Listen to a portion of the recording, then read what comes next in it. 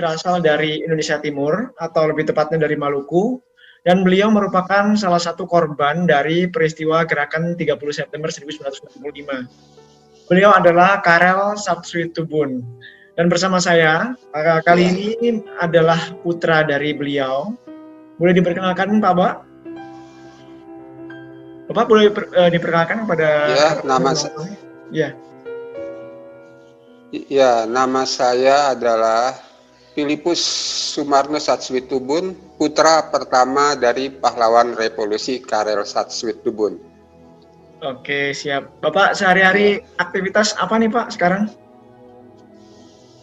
Saya sekarang aktivitas saya hanya di rumah. Saya pensiunan Polri. Oke. Sudah 2 tahun.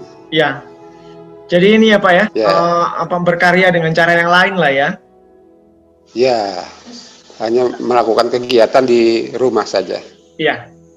Bapak, jika kita berbicara tentang Bapak Tubun ya, Pak Satsuitubun. Iya. Ini beliau kan memulai karirnya dari Maluku ya Pak? Iya, dari Ambon, Maluku Tenggara. Itu boleh diceritakan nggak Pak, bagaimana masa kecil beliau, mungkin juga awal karirnya beliau untuk berkiprah di dunia kepolisian itu seperti apa? Boleh diceritakan mungkin Bapak? Kalau untuk beliau ini karirnya lahir di Maluku Tenggara kan beliau ini. Iya. Tepatnya di kampung di desa Rumadian pada tanggal 14 Oktober 1928. Iya. Dan beliau dan bapak itu menyelesaikan pendidikan dari sekolah SR ya, sekolah rakyat. Tahun 51 mengikuti pendidikan kepolisian di Ambon. Oh, iya. Sudah selesai. Iya. Selesai tahun 1951. Jadi karirnya dari Ambon. Iya. Kemudian beliau berkiprah juga dalam ini Pak ya, kalau tidak salah dalam Trikora ya? Ya. Setelah dari situ tahun 52 kan beliau dikirim ke Jakarta, dipindahkan ke Jakarta.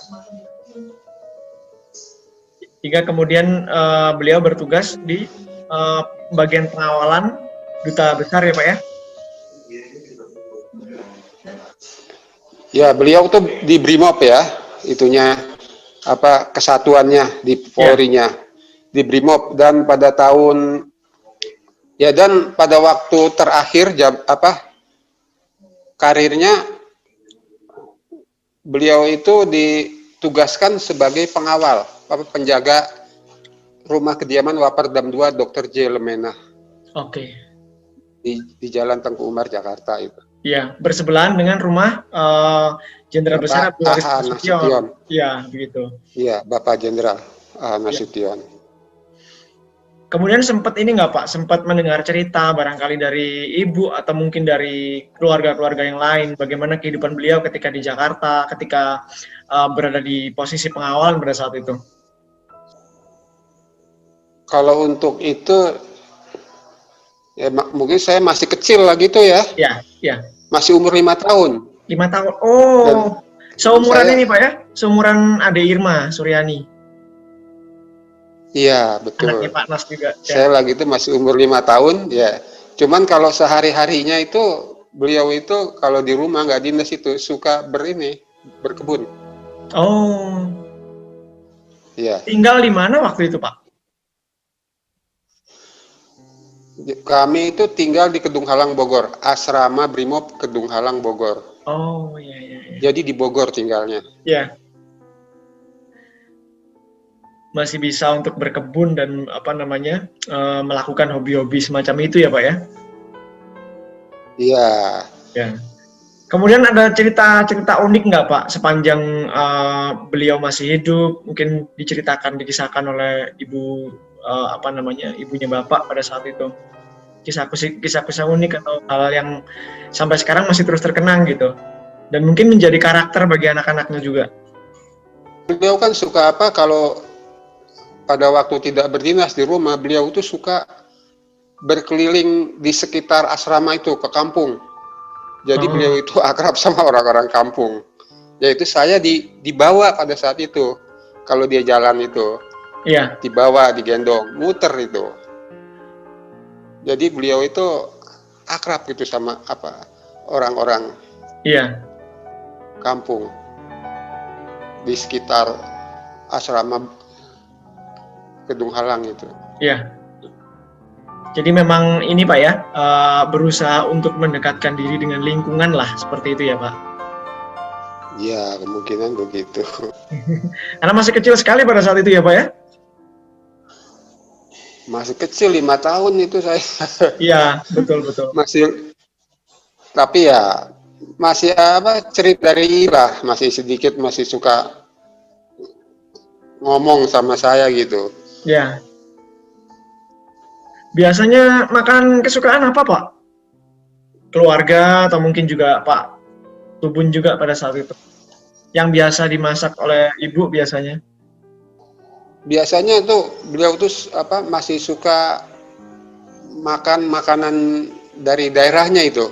Iya, Ada suka dibuatkan apa namanya itu ya, sayur sayur apa sayur daun singkong itu iya, pepaya, cuman menurut satu orang sana itu ya lebih khas mungkin ya Pak ya. ya lebih khasnya itu, jadi khasnya orang-orang sana. Kemudian pada saat Bapak itu gugur dalam peristiwa gerakan 30 September ya Pak ya, itu kan Bapak masih umur 5 tahun.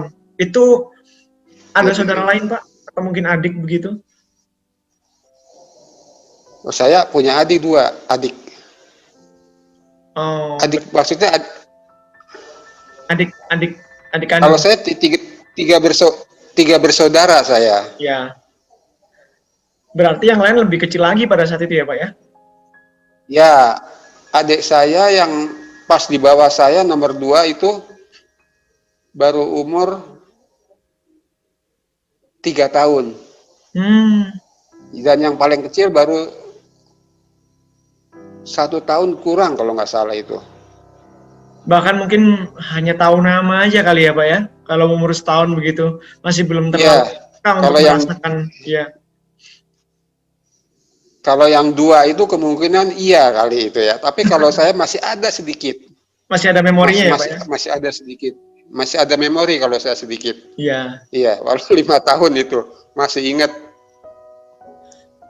Bapak mungkin bisa diceritakan Pak, ini berdasarkan versi keluarga atau mungkin Iya, sepanjang Bapak bertumbuh saat ini mungkin juga banyak kan ibaratnya kayak wawasan tentang peristiwa gerakan 30 September 65 itu sendiri. Dan di situ ayahanda Bapak kan juga merupakan korban. Itu ada cerita nggak sih pada malam itu kejadiannya seperti apa? Kemudian mungkin ada firasat atau apa begitu? kalau kan pada saat itu waktu saya masih kecil sampai saya besar kemungkinan banyak tuh tamu-tamu yang datang ke rumah Ya, dari pejabat-pejabat itu, dari sipil maupun dari militer itu menanyakan masalah peristiwa itu. ya, Jadi saya hanya mendengar aja ini istilahnya. Itu bapak itu kan pada waktu pada waktu kejadian itu memang ditugaskan sebagai penjaga pengawal ya, ya. rumah kediaman Waperdam 2, Dr. Elemena di Jalan Tengku Umar. Pada malam kejadian itu, rumah kediamannya Bapak Tengku Umar, Bapak Waperdam 2 ini, ya didatangi oleh pasukan tidak dikenal lah gitu ya, kan nggak tahu ya. Ya, Langsung disergap itu apa rumahnya itu langsung disergap ya. Itu kan di situ ada dijaga oleh anggota Brimob itu, jadi bukan Bapak sendiri. ya, Dan pada saat kejadian itu, Bapak memang sedang beristirahat ya. Nah setelah pasukan itu nyergap anggota yang ada di situ, Bapak lagi istirahat kan, lalu dibangunkan.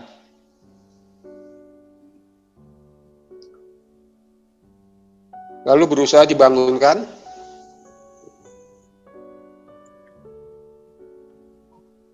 Dan setelah Bapak bangun, ini kemungkinan ya ngelihat pasukan lain kali ya. Iya. Apa ini apa pakaiannya beda kali ya. Beliau itu langsung mengadakan perlawanan. Beliau itu waktu kejadian itu beristirahat sambil memegang senjata, memeluk senjata tidur itu ya, sambil memegang senjata. Ya pada saat dibangunkan itu beliau melakukan perlawanan sampai gugur. Jadi beliau tidak mau menyerah.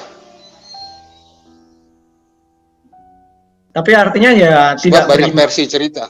Betul. Tapi intinya sebenarnya di situ beliau berusaha untuk menjalankan tugas dan fungsi beliau sendiri sebagai seorang pengawal gitu kan ya. Yang tidur aja dia lagi sigap bawa senjata gitu, dan melihat ada gerakan yang mencurigakan, beliau langsung refleks bangun dan melakukan perlawanan semacam itu. Dan karena betul. Dan karena jumlah orangnya juga tidak seimbang, begitu ya Pak? Iya. Yang jelas beliau itu melakukan perlawanan, tidak mau menyerah. Iya. Sampai gugur di situ. Iya. Kemudian bagaimana Pak kehidupan selepas Bapak tidak ada? Kan praktis ibu sendiri nih. Ibu sendiri dengan 3 anaknya yang masih kecil-kecil seperti semacam itu. Ini bagaimana Pak? Bapak memandang kehidupan selepas itu?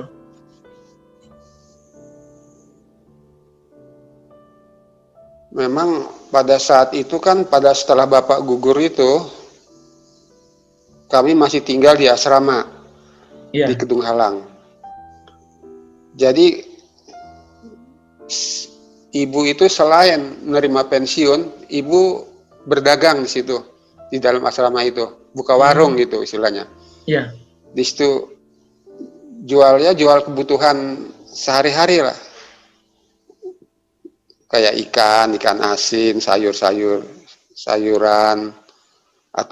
dan juga ibu itu kan bisa masak gitu, bisa bikin kue, kadang-kadang supaya ada yang pesan. Iya. Bikin kue. Ya itu yang dilakukan kehidupan sehari-hari oleh ibu saya pada waktu setelah Bapak gugur itu. Iya. Jadi terus berjuang tanpa menyerah lah istilahnya seperti itu demi kehidupan. Iya. Terus berjuang di kemudian hari ya Pak ya. Iya betul. Kemudian Bapak sendiri menyikapi peristiwa 65 itu sehingga berdampak logis dan secara langsung pada kehidupan Bapak dan juga keluarga. Itu menyikapinya seperti apa Pak?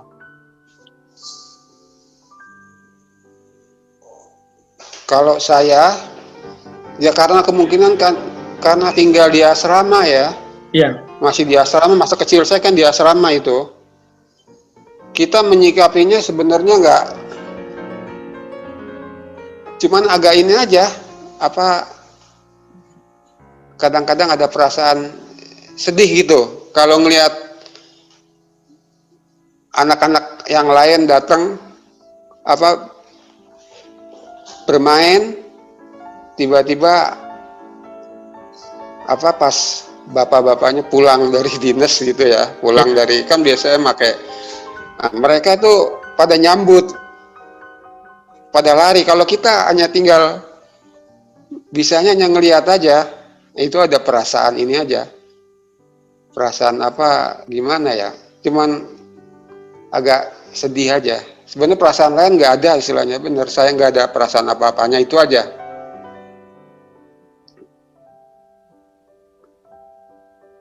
Jadi Bapak sendiri menyikapi peristiwa yang pernah terjadi di masa lampau itu sebagai sebuah pelajaran juga ya Pak ya, untuk generasi sekarang supaya tidak terulang lagi lah istilahnya semacam itu. Iya, ya kita mengharapkan ya seperti peristiwa semacam itu jangan sampai terulang kembali.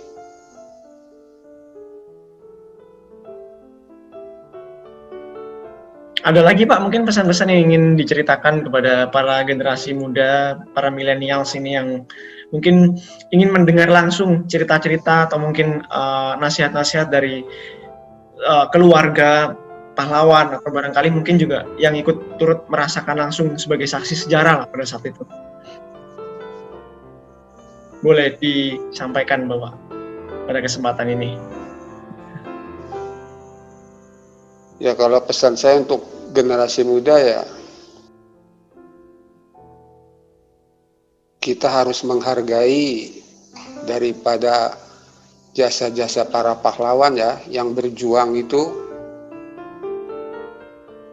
dengan mengorbankan jiwa dan raga tanpa pamrih, tanpa mengenal yang lain. Yeah.